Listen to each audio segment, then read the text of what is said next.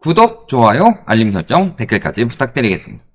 PF 문제에 대해서 저희가 저축은행이나 새마을금고 이런 이야기를 했는데 문제가 PF뿐만은 아니었었죠.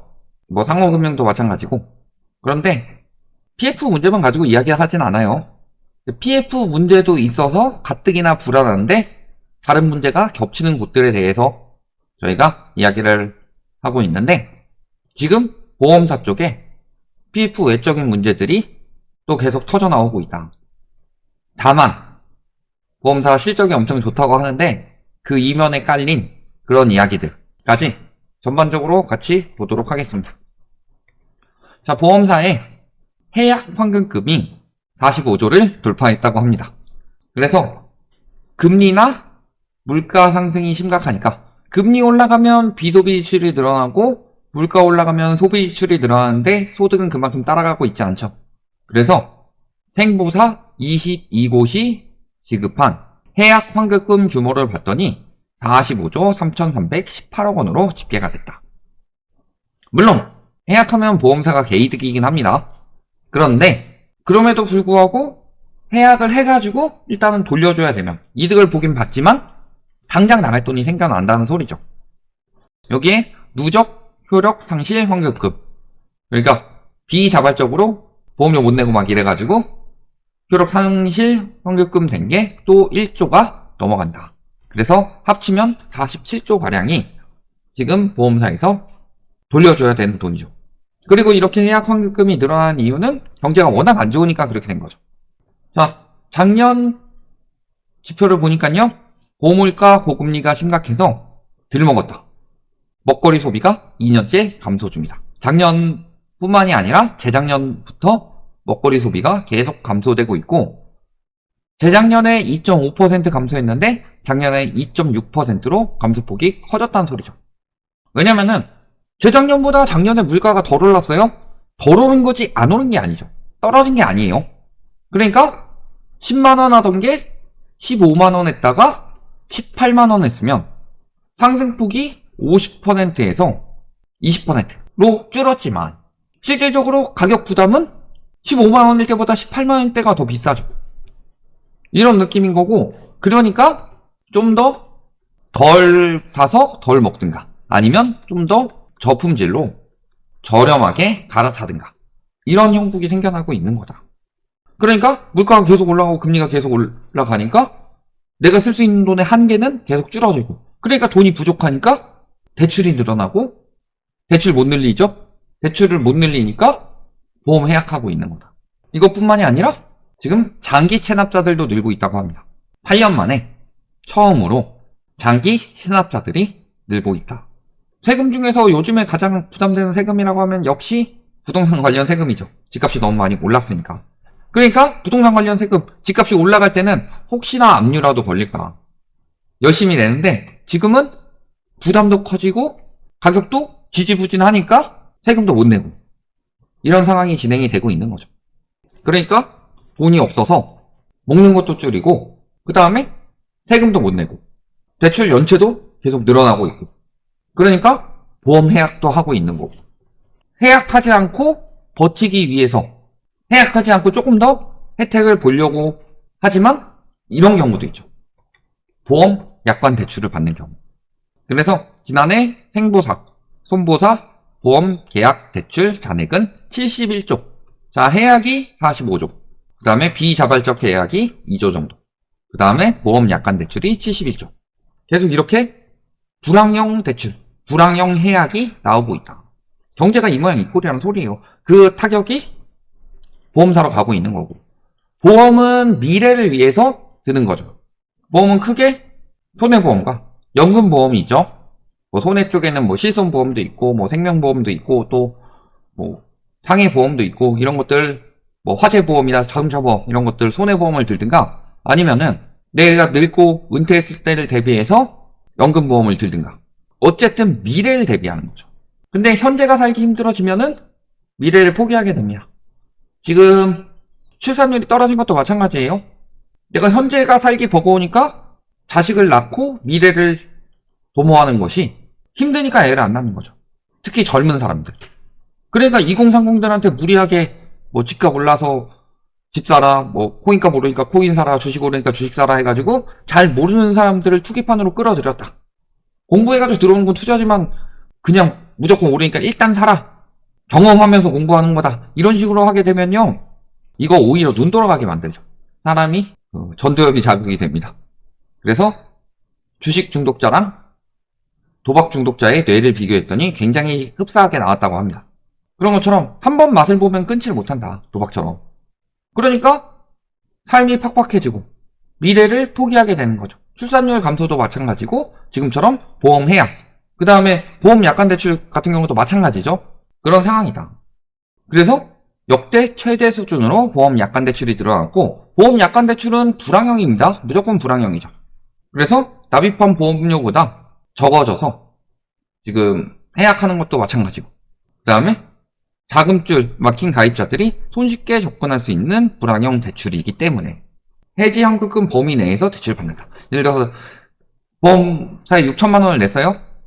그럼 요거 해지 환급금 할 때 한 3천만 원 정도 받을 수 있다. 그럼 여기서 한 2천만 원 땡겨 쓰는 거다. 근데 문제는 지금 가계부채가 줄어들고 있는데 보험 약관 대출은 IFRS 17 기준으로 하면서 GDP 대비 가계부채에서 빠졌죠. 그래서 집계가 안 되고 있어서 빚을 잘 갚고 있다라고 하지만 잘 갚는 사람들은 잘 갚는 사람들이고 불황형 대출을 받는 사람들도 늘어나고 있다. 이것뿐만이 아니라 중소기업 대출 부실채권 비율이 급등했다. 그 이유는 PF 부실 때문이죠. 그래서 지난해 말 대출 채권 연체율은 0.42%로 0.2%포인트 올랐다. 연체율은 0.42%고 부실채권 비율이 0.74%다. 근데 한 분기 만에 0.32%포인트가 올라갔다. 이런 것들을 보면요, 지금 불황형 대출이에요? 갚기 쉽지 않죠? 저거 아마 보험 약관 대출 결국엔 해약으로 이어질 가능성이 굉장히 높습니다. 그 다음에 이미 해약은 늘고 있고, 물론 여기서 수익은 많이 받겠지만 지금 상황 자체가 금융권에서 돈을 쌓아놔야 될 상황이죠. 저축은행 왜 적지 않았어요? 손실이 많아졌는데 손실이 더 많아질 것으로 예상이 되니까 대손 충당금을 쌓느라고 적자가 난 거죠. 그러니까 대손 충당금을 쌓으려면 자본 여러 개 있어야 돼요. 그러니까 대손 충당금 쌓고 적자 나니까 한 50% 정도로 매각하겠다, 양보 못한다 하는 거를 30%로 판다고 하는 거예요. 지금 부실채권에 대해서도. 그런 것처럼 각 금융권에서 지금 현금 확보를 하고 있는데 보험사에서 현금이 계속 빠져나가고 있는 수순인 거다. 근데도 불구하고 좋은 기사들은 많이 써줍니다. 보험사 역대 최대 실적이다. 보험사 역대 최대 실적이란 기사들 꽤 많이 떴었습니다. 근데 요것을 자세히 쓴 기사들을 보면은 회계 기준의 마법이다. 그래서 IFRS 11 효과로 인해서 보험사의 매출인 수입보험료가 전년 대비 15조, 순이익이 급증하게 됐다. 이것은 새 회계 기준 때문이다. 자세하게 설명하면 복잡하니까 그렇게 됐고, 그래서 13조 3,578억 원으로 순이익이 엄청나게 올랐다. 재작년 대비 4조 이상 올랐다. 이런 상황이지만 보면은 보험 손익과 자기 자본이 증가했다. 그렇지만 투자 손익이 급감했고 또 자산 제외되면서 뭐 감소했고 뭐 여러 가지 상황들이 나오고 있죠. 그러니까 회계 기준으로 돈을 더 많이 벌었다라고 하고는 있지만 돈이 계속 빠져나가고 있죠. 전년에 자기 자본이 166조라고 그랬어요. 근데 여기서 지금 71조 보험 약관 대출 받고 있고 45조 빼가고 있고 2조 자동으로 빠지고 있고, 이런 것들 대비해 보면은 충격이 커지면 보험사도 위험해질 수밖에 없다는 소리다.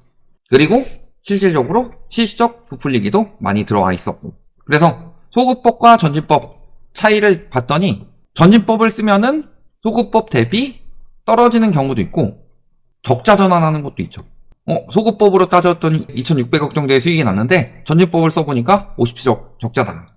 그래서 원칙대로 전진법을 사용해서 봤더니 어닝 쇼크가 발생할 뻔 했었는데 올해 한정해서 수정 소급법, 그러니까 작년이죠, 을 허용해 주기로 했다. 수익 많이 나는 것처럼. 왜? 위험하다고 하면은 자금이 빠져나가니까. 작년에 무슨 일이 있었어요? 새마을금고 사태 터질 뻔했죠. 그런 것들처럼 보험사들도 지금 자금이 빠져나가고 위험 신호를 드러내는 곳들이 하나씩 나타날 것이다. 근데 문제는 가계부채도 실질적으로 주담대도 위험하다 하지만 거기에 뭐 신용대출을 받았다든가 이런 자금이 없는 사람들이 갚기 힘든 대출을 받았을 때, 정말 돈이 없어서 대출을 받았을 때 위험하다 그러죠. 그런 것들이 더 먼저 터지는 거죠. 그러니까 영끌족들 안전하다 막 예전에 막 기사들 떴는데 그 기사에 나온 사람들은 영끌족이 아니에요. DSR 뭐 30% 받는 사람들이 무슨 영끌족이야. DSR 60%, 70%는 받아야 영끌족이지. 평균 DSR이 60%잖아요. 그러니까 그런 영끌족들은 굉장히 위험해질 수밖에 없는 거고, 또 한 가지 부실대출, 아까 PF 부실이 많이 터질 수 있다고 그랬죠. 근데 4월 위기설의 실체가 슬금슬금 드러나고 있습니다. 건설사들 터진다고 그랬고, 특히 그 건설사들 터진다, 4월 위기설 나온다 라고 했던 주체가 됐던 기업이 어디예요? 태영건설. 태영건설 상장 폐지 곧 됩니다. 태영건설의 유일한 상장 채권이 시장에서 퇴출된다. 그래서 사람들이 태영건설 회사채 공격적으로 사들였죠. 워커 신청 이후도 그래도 태영건설을 날리지 못할 것 해가지고 엄청나게 사들여서 자금이 들어갔음에도 불구하고 지금 지난달 26일부터 오늘 3일까지 7거래일간 정리 매매를 진행하고 4일에 상장 폐지된다.